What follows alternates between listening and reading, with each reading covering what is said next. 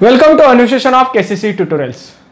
तो बच्चों आज हम 9 ज्योमेट्री का सेकेंड चैप्टर पैरेलल लाइंस सीखने जा रहे हैं। तो अब इस चैप्टर में हम पैरेलल लाइंस और उसकी प्रॉपर्टीज, अलग अलग एंगल सीखेंगे। तो पहले देख लो कि पेज नंबर 13 पे क्या दिया है आपको। फर्स्ट वन डेफिनेशन है पैरेलल लाइंस। अब पैरेलल लाइंस क्या होती है?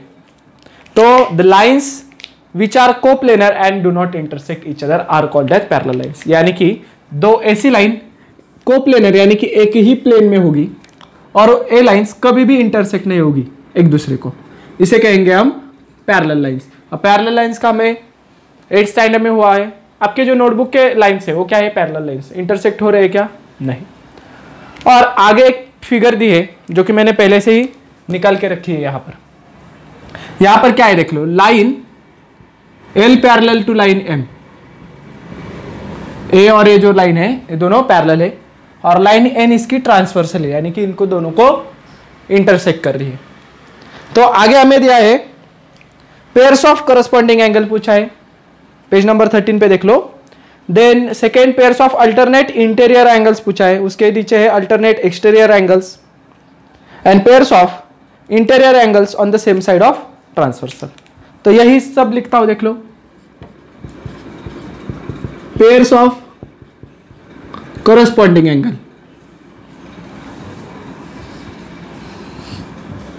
सेकेंड क्या पूछा है? तो exterior angle, pairs of exterior angle.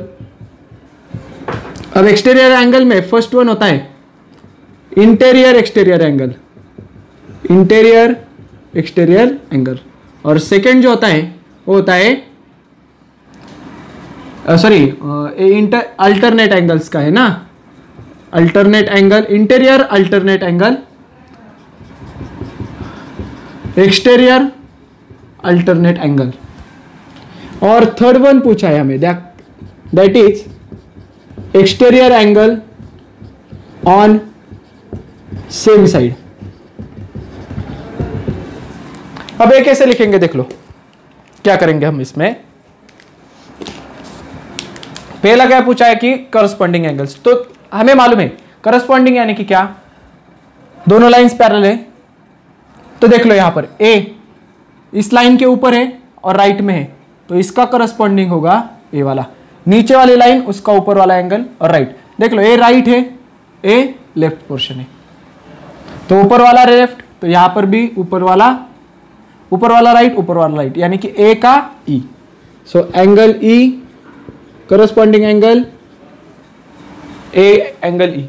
अब देख लो बी का नीचे जाना पड़ेगा, B and F, B and angle F. Same procedure left के लिए, लेफ्ट का ऊपर वाला हिस्सा, लेफ्ट का यहां का ऊपर वाला हिस्सा, यानी कि डी और H, D and angle H. अब सी का देख लो, सी नीचे है इस लाइन के, तो इसलिए लाइन के नीचे जाओ, जी, तो angle C and angle G. अब ए इरेज कर देता हूं, करस्पॉन्डिंग का हो गया। अब क्या करना है हमें? तो अल्टरनेट एंगल्स ढूंढने। अल्टरनेट एंगल्स में कौन से है? तो इंटीरियर है और एक्सटीरियर है। तो इंटीरियर और एक्सटीरियर के देख लो क्या है।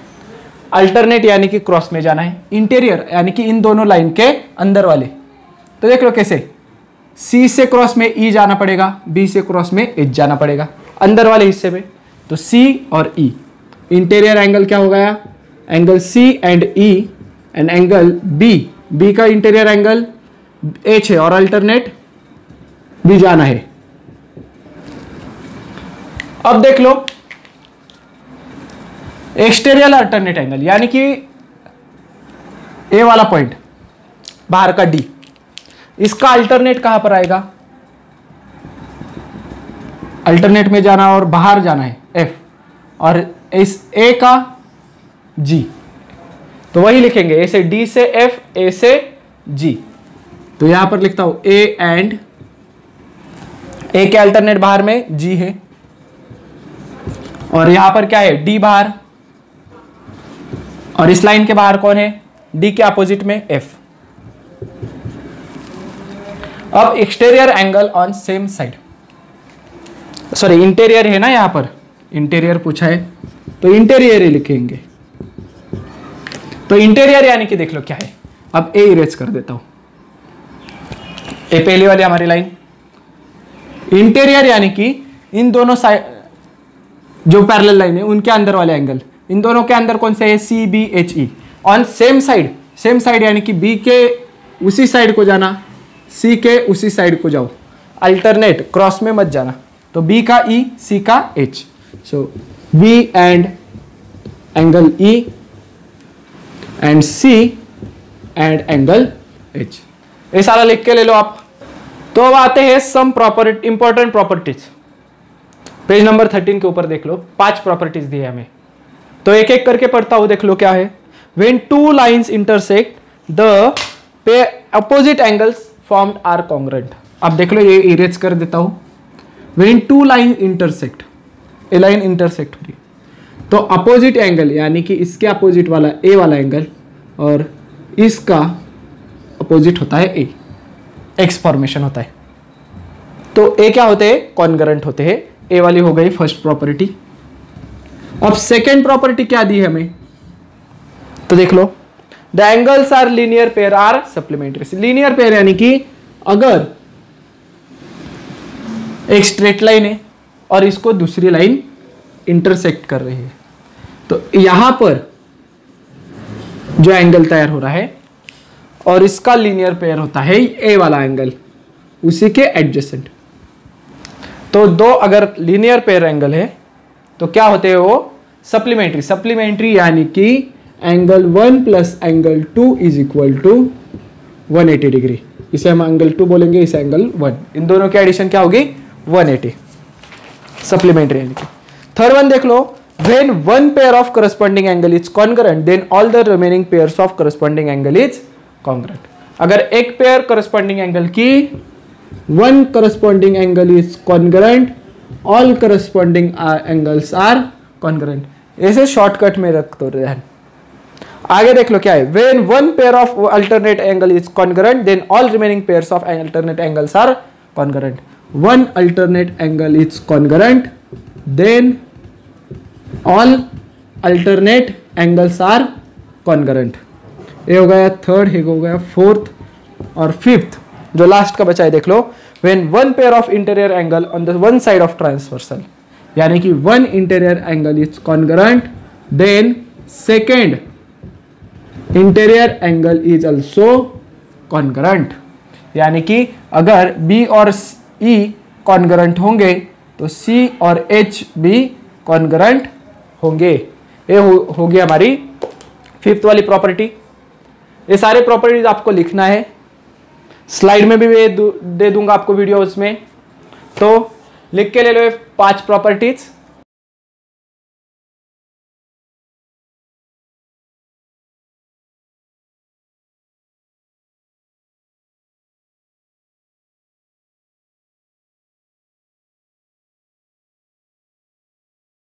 अब हम corresponding angle and alternate angle theorem सीखते हैं। देख लो क्या है इन दोनों में। तो फर्स्ट थ्योरम देख लो क्या है करस्पॉन्डिंग एंगल के लिए, the corresponding angles form by transversal of two parallel lines are equal measure. यानी कि जो करस्पॉन्डिंग एंगल्स होते हैं, यहां पर देख लो ए का करस्पॉन्डिंग एंगल बी होगा,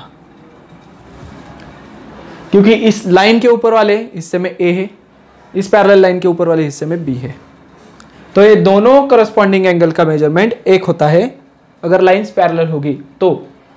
ए बताना है हमें, तो कैसे करेंगे देख लो। Angle A is parallel congruent to B proof करना है। तो यहां पर देख लो ए और सी इन दोनों के बीच स्ट्रेट लाइन है, तो यहां पर हम ऐसे लिख सकते हैं कि angle A plus angle C is equal to 180। Reason क्या लिखेंगे, लीनियर पेयर,